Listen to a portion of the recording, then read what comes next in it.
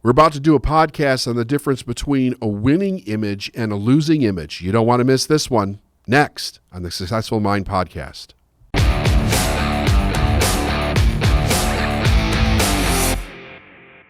Hey everyone, David Nagel. Welcome to the Successful Mind Podcast. How do you build a winner's image? What is a winner's image? What do you do if you wake up one day and you find out you've got a loser's image? Well, you're screwed then. How do you change it? Okay, let's go. So here's something interesting about the subconscious mind most people don't know, that it can't tell the difference between what is real and what is imagined.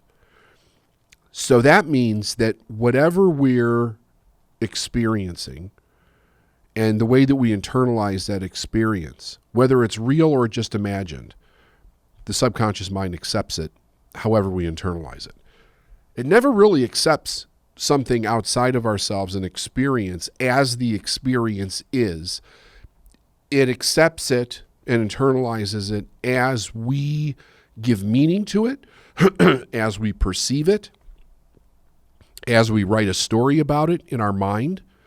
And it begins to go in, and at a young age, it begins to form the foundation of who we are.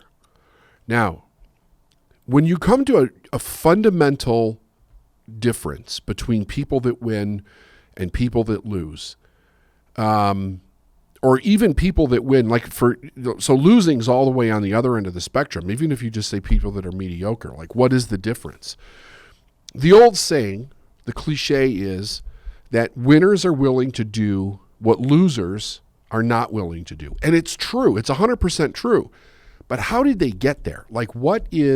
How did they actually get to the place where not only are they willing to do it, but it's almost like they have to do very specific things in order to create the life they want, the business they want, the athlete they want, whatever.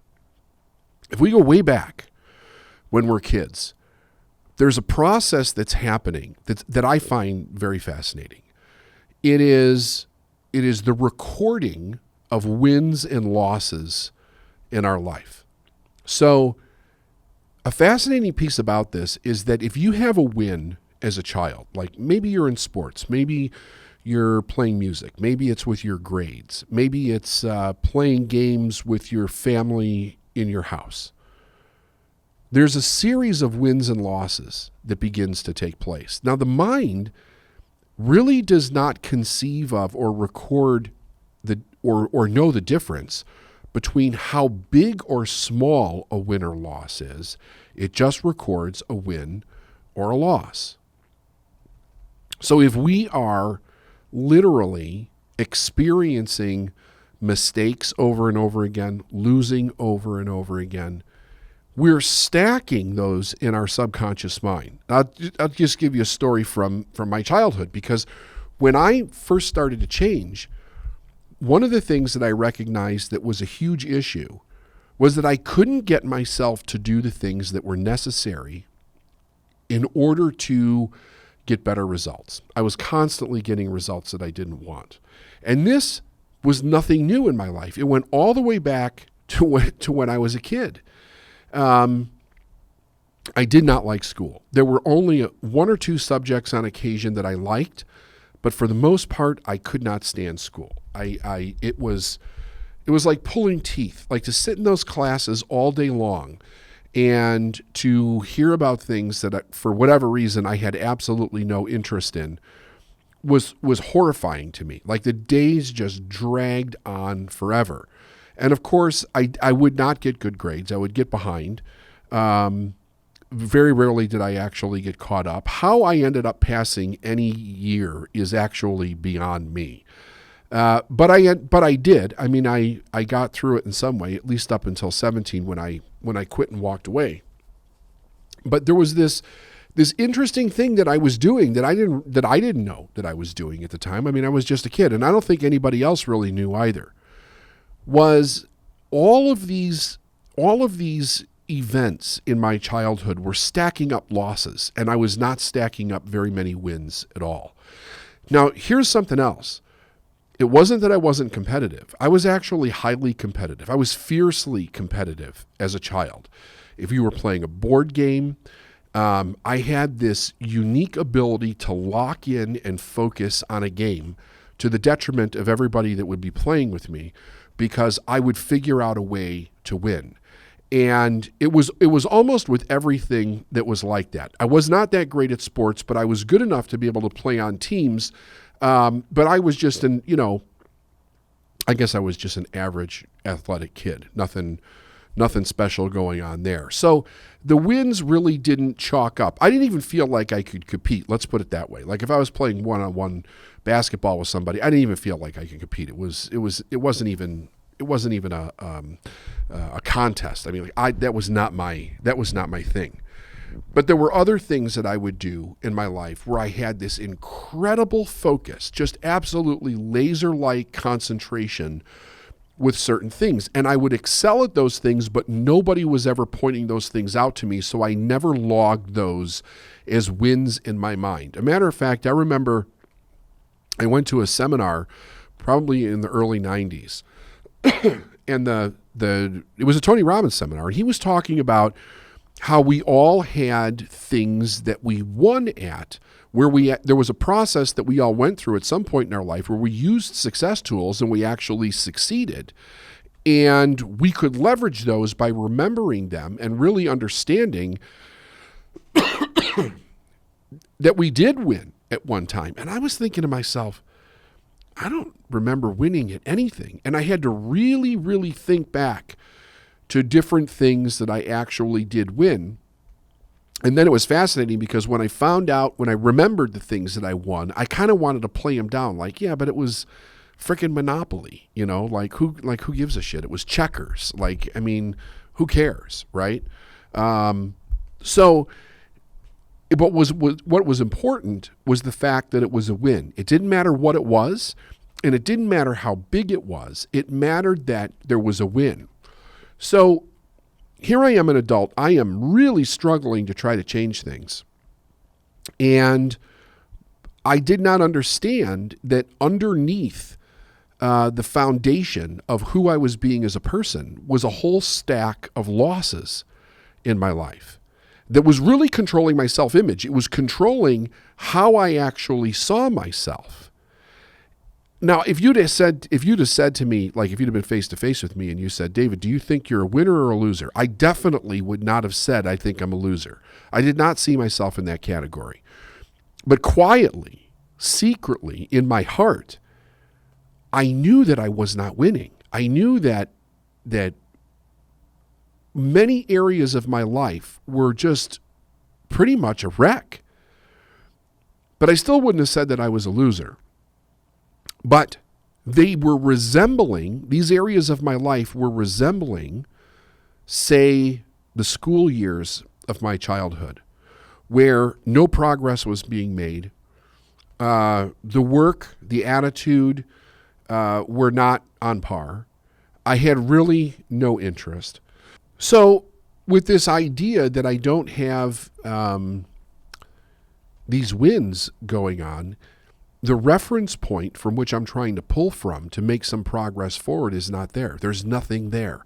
The only thing that's there are the rationalizations that I heard throughout my lifetime about why I couldn't win, why people couldn't win. I heard a lot about that, by the way, that we were different. And that if you really wanted to be successful, that those people that were really successful were really different in some way. There was a lot of talk like that.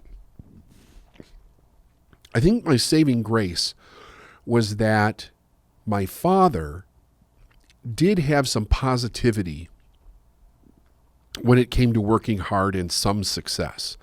And some of that did get into my mind. However, I didn't have anything to really pull from here.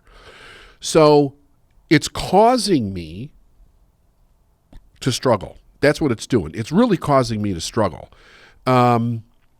I'm not realizing that I'm struggling because I don't have the right programming in my mind to support where it is that I want to go. Now, even when I first made a change, I did not realize I didn't have this. So, when I made a real leap in my first real accomplishment, when I raised my income from 20,000 a year to 62,000, I still did not realize that part of the problem was that I didn't have any reference point to be able to do this from. So, years later, I'm studying and I'm really kind of understanding how the subconscious mind works. Great book about the subconscious mind, Dr. Joseph Murphy, The Power of Your Unconscious Mind or Subconscious Mind, something like that. Great book. If you have never read it, get it. One of the best books on the subconscious mind that's ever been written. In a way that people can understand it anyway. So back to the idea here. I'm learning how the subconscious mind is programmed. And I'm finding it fascinating that it without the conscious component, without the rationalization or the reasoning component, the ability to really think, that our unconscious mind works very much like a tape loop or a hard drive of a computer. It's just information in, information out. That's all that it is. So it goes without saying that the more information that you put in on the same subject, the more it's going to have to give back on the same subject. And when the information going in on the same subject also has an emotional quality to it, either good or bad, it's almost like it doubles down on the recording of it, like that it becomes more solid, more fixed in habitual thinking. So when a person wants to change their behavior, if they don't change their self-image at the same time, what they're really doing is they're trying to operate from a consciousness of what they want. They're setting a goal for themselves. They realize that they have an issue. They want to change something. They may have a desire. They want something to be different in their life. But the recording map for how they go about doing that is the antithesis of what they want. It is solid in the idea that they're not a winner. So what it wants to do is it literally wants to keep dragging a person back to the place that verifies that they're not a winner. Now, when that happens, we call that basically self-sabotage. When a person is setting a goal, they're trying to achieve the goal, and they do something that sets them back. And then they make some progress and do something that sets them back. And they make some progress and do something that sets them back. They're self-sabotaging. Why are they self-sabotaging? Because there's an anchor point in their subconscious mind that keeps bringing them back to the place of maximum comfort, where they see themselves, who they actually see themselves as. The further we move away from it, the more uncomfortable it becomes, and the person snaps back kind of like a rubber band. So if we know this, we can change it along the way, along the process of what it is that we want to achieve, so that we can actually make the process easier. Because if we don't do that, our chances of breaking through are small, and even with the breaking through of what it is that we want to do, we have the issue of we're not changing that self-image piece, which leaves us very open to temptation in our life. Because anything that comes along that's going to resonate with the old self-image is going to be very attractive to us in some way. So there's always going to be that temptation to be pulled backwards. So here is the foundation of changing this. So that you really can begin to rebuild the foundation of how you see yourself, winner or loser. Okay, so the idea is this. If we have stacked up and really remembered, right? Now, so this may not be conscious memory, because you might say to yourself, well, I don't really remember this. But it's unconscious memory. In other words, it's just stacked up events in your mind marked as win or loss. That's it. If you have more stacked up as loss than you do win, you're going to gravitate toward mediocrity or less in your life, depending on how big the stack is and how strong that stack is. If we want to change it to winner, if we want the foundation of a winner's image in our mind, a winner's self-image, we have to start acknowledging all of our wins. And when I mean all of our wins, I mean all of our wins. Now, remember this, because one of the most important pieces of this, of course, the person that has a lot of negativity or losses in their life, you're going to want to discount what I'm saying because it's the opposite of losing. Every win is a win. Your subconscious mind doesn't know the difference. Like if you go to the refrigerator and you get a glass of water, or you make a sandwich, or you put a dish away, and you do that successfully, that's a win. Everything that you do that is a success is a win.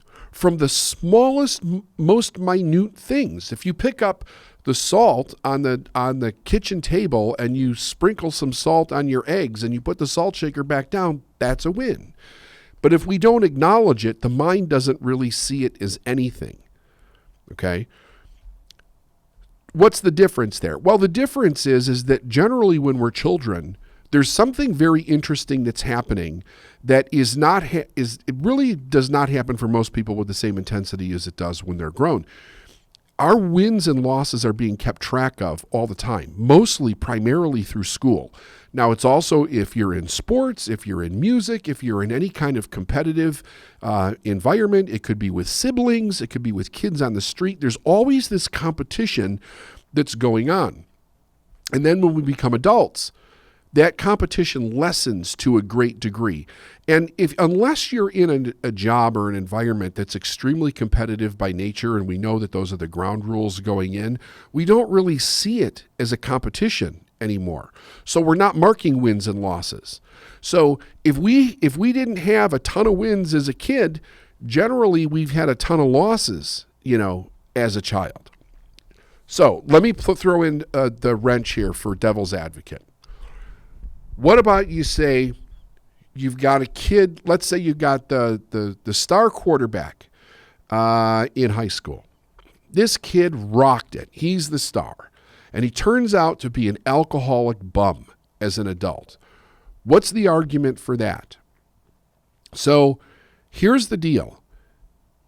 If there's something stronger that is hitting somebody in the face as a loser in a person's life, regardless of public wins, so to speak. So if you've got the star athlete in school, right, or if you got the star academic in school, you may have very public wins. But if there's a major issue at home that is causing 10 times more pain than the win is actually providing for that person, you end up in a battle of which one is solidifying that person's self-image the most. And it could fall anywhere on the spectrum from massive win to massive loss to anything in between, or a very confused individual. So when you listen to this and you really start thinking about your own life, try not to compare your life to anybody else's or what you think a person's life is. One of the biggest mistakes that we make is we look at an external individual, how they're living or how we knew them to be, and we assume their life is one way. When in fact, if we actually knew the truth about them, we would find out their life is very different. You could see this like people that seem very happy, and you find out really they're actually very sad and they have a terrible home life or something is going on like that, or they're dealing with something.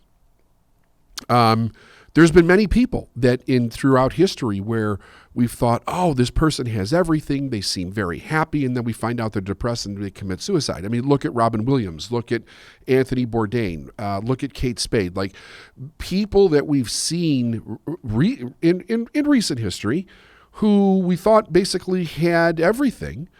And we find out that there was a lot of darkness going on in their lives behind the scenes, and you wouldn't think so, So, and they have massive success, right? They were loved. They were so loved, those three individuals. People have a tendency of thinking, well, wow, with all that, people cherishing them and loving them and the accolades and the adoration that they're getting, you would think that they would actually be feeling better. But this is the point that I'm trying to make. We really don't understand the amount of destruction that's done by the recording of the losses, right? And it's not just losses. So we can get into this. We could go really deep here. It could be losses. It could be pains. It could be hurts. It could be abuses. It could be violations. It can be a lot of different things. But basically, it's this. It's wins or losses. So the idea is we want to create a winner's image. We have to override the losses in a person's mind. And another thing that I want you to remember is don't think, well, this is overly simplistic. It really is not. The subconscious mind is really not complicated. The conscious mind's complicated. Like, we can complicate the shit out of anything with the conscious mind because we can rationalize anything in this world.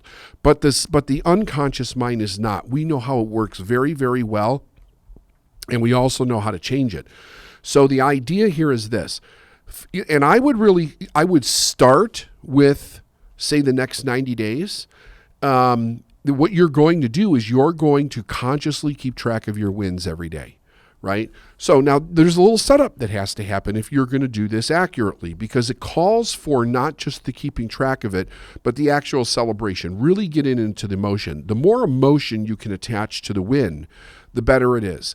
And it's also important, like, if you're thinking to yourself, well, I'm not going to celebrate boiling a fucking egg, right? I got the perfect hard-boiled egg. You want me to celebrate that, David? Yeah, I do. I really do. Because you need to acknowledge to yourself that you're doing things correctly. Why? It builds confidence. It changes your self-esteem. It increases your faith. It increases your belief. Believe it or not, it increases your vision. People are constantly asking me, I have no vision. I don't know what I want. Well, it's because your self-esteem is so low, you don't think you can do anything, so you don't see anything, right? You have to work yourself up to the place where you can expand your vision in life. So really paying attention to everything that you're doing, you stack up these wins. Now, so here's the way that we set this up. This is very important. It's not difficult. It's not complicated. Anybody can do this, but it's important. So the first thing is that you're going to decide to do it. And here's the ground rules. You're going to celebrate the wins. You're going to forgive the losses. What does forgive the losses mean? Forgive the losses means you're not going to ruminate about losses. You're not going to tell a story. You're not going to rationalize. You're not going to get emotional about it. It's just going to be a result. Any loss, any failure is just going to be a result that you let go. So forgiveness means to let go of completely. You see, when you have too many losses in your life, the result of your self-esteem is that you don't like yourself, right? And are you really think you're going to do something great with your life or make it in a great way if you don't actually like yourself? The idea really should be that we should love ourselves. I mean, we should get up and be able to look in the mirror and go, and in a non-arrogant, egotistical way, I really love myself. Like, I'm an amazing person, and I'm becoming more amazing every day. And in that amazingness is also the compassion and the empathy for all human beings, all living things. It encompasses everything. It's not just a self-centered idea, but it's very self-introspective is how you're going to choose to look at yourself. So you're going to keep track of your wins. You're going to forgive your losses. You're going to let them go. Now, this is a practice. The idea is that if I lose, right, I picked up a glass to get a drink of water. It slipped out of my hand and it shattered on the floor. That's a loss. Let it go. Laugh at it. Forgive it. Let it go. Don't beat yourself like, I always do that. I can't believe I'm such a klutz. When we do those things, we're solidifying in our mind what we don't want to be with emotion, and it takes root. So the idea is that we change it over time. Forgive the losses, let it go, and really start keeping track of your wins. And I mean keeping track of them on some kind of a spreadsheet or a pad of paper, like write them down every day. You could look at your calendar for the day. You could mark down all the things that you have to do on the calendar, and then you do them. And at the end of the day, ask yourself, did I win at that? If you won, mark it down as a yes. So you're building over time in your mind, and get excited for yourself, because what you're really doing is you're changing this foundation in which is going to allow you to rocket ship to do anything that you want. Have you ever noticed that really successful people are usually supremely confident? Why are they so confident? Because they've mastered so many things in their life. Doesn't mean they're perfect. It means they've mastered things in their life. So they have a lot of confidence around the things that they've actually mastered in their life. It gives them overall self-image confidence, internal confidence on who they are, what they want, where they're going. They know that they can accomplish things, and they've gained a lot of confidence in the basics of life itself. One of them being that if I say I'm going to do something, I know that I'm going to do it. They've got confidence in their commitment if they're going to commit to something. If they have confidence in the ability of saying, I know that I can get something done, right? So if they have a task, if they have deadlines or whatever, they're relatively confident that they're going to get those things done in a reasonable amount of time. These are not individuals that struggle to get off the couch every day and go to work or do the things that they say that they're going to do. Why? Because they have stacks and stacks and stacks in their life of doing these things over and over again. So the only difference we have here is the people that have a ton of reference of why they can't versus people that have a ton of reference of why they can. And what we want to do is we want to change the balance. We want to change the dynamic. We want to get rid of all the why I can'ts. We want to get rid of all the losses, and we want to start stacking those wins up so that we rebuild our self-esteem to a winner's self-esteem, a winner's image of themselves. What does that actually look like? And really develop it for yourself. I mean, you can go as far as to sit down and map out exactly what you want your image, your internal image of yourself to look like from a winning standpoint. And you could use whatever word you want that works for you. You could use greatness, whatever you want, whatever seems to work for you if for some reason you have an issue with the word winner. But winner is really good because very much of our early life was programmed with that language. We heard that language. We hear that language all the time. We hear it on sports teams. We hear it in the stock market. When we hear it when it comes to money. It's a very common word that is used more frequently than we think, and we associate it to whether we actually completed something the way that we want or we got the result we were looking for versus that we didn't. So again, it's not complicated. It's actually very simple. And you could do this over a period of time, right? This is a place where people can actually start to change their results without having to do something massive, right? So without investing a lot of money, without reading a ton of books, without hiring a coach. It's something that you can begin to do right where you are over a period of time, and you will watch your life transform as long as you keep putting more balls in the winning bucket than you do in the losing bucket. And whatever mistakes you make, you forgive them and let them go, and really start to learn to say you love yourself, right? Until you can say it with real confidence and certainty, and you don't feel awkward or ashamed when you're doing it. And you too will have an amazing winner's image. See you tomorrow, everybody. That's it, folks. You just learned the difference between how to create a winner's image versus a loser's image. Let it all go. If you know somebody that needs to build a winning image in their own self-esteem, you might want to pass this along, share it with your friends and family. Subscribe, tell your friends about it, and we'll see you on the next Successful Mind podcast.